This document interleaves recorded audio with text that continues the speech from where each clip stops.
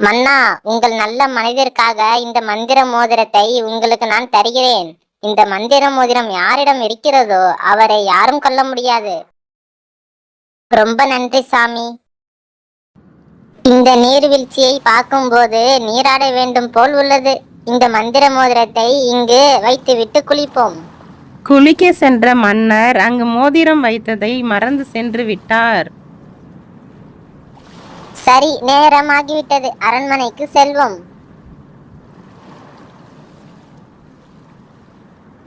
மன்னர் ஏதோ மந்திர மோதிரம் என்று கூறிவிட்டு மறந்து சென்று விட்டாரே. அதை பத்திரமாக நான் விழுங்கி வைத்துக் கொள்கிறேன் என்று சொல்லிவிட்டு மந்திர மோதிரத்தை மீன் முழுங்கியது. அங்கு வந்த கொக்கு ஒன்று மீனை முழுங்கியது.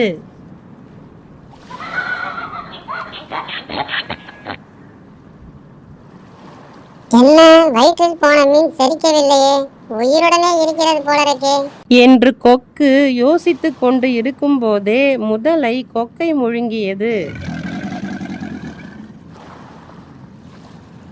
கொக்கு என்ன மந்திர கொக்கா இருக்குமோ? வயிற்றில் உயிருடன் இருக்கிறதே என்ற முதலை கொக்கை வெளியே துப்பியது. வெளியே வந்த கொக்கும் மீனை வெளியே துப்பிவிட்டு பறந்து சென்றது.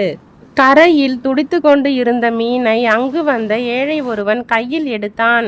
அப்போது மீன் சொல்லியது, என்னை ஒன்றும் செய்யாமல் ஆற்றில் விட்டுவிடு. உனக்கு ஒரு மந்திர மோதிரம் தருகிறேன். அந்த மோதிரம் யாரிடம் இருக்கிறதோ அவரை யாரும் கொல்ல முடியாது. அப்போது அங்கு வந்த ஒருவன், அந்த மீன் உன்னை ஏமாற்றுகிறது. இந்த மீனை வெளியில் விற்றால் உனக்கு நல்ல பணம் கிடைக்கும். சிறிது நேரம் மீனை கையில் வைத்து கொண்டு அமர்ந்து இருந்தான். வந்தவனும் குளித்துவிட்டு சென்று விட்டான். அவன் போகட்டும் என்றுதான் காத்திருந்தேன்.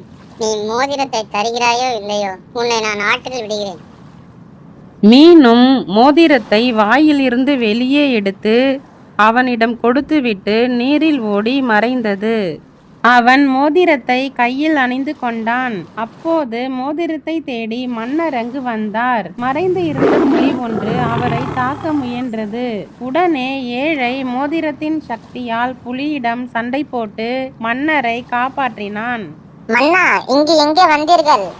என் மந்திர மோதிரத்தை இங்கே துளைத்து விட்டேன். அதை தேட வந்தேன். அது மன்னர் தவறவிட்ட மோதிரம் என்ற உண்மையை உணர்ந்த ஏழை, மன்னா, நீங்கள் தவறவிட்ட மோதிரம் என்னிடம் கிடைத்தது. இந்தாங்கள் உங்கள் மோதிரம்.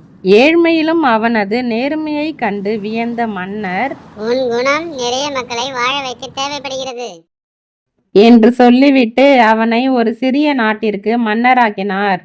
எப்படிப்பட்ட வறுமையிலும் நீ நேர்மையாக இருந்தால் நீயும் ஒரு நாள் மன்னன் ஆகலாம்.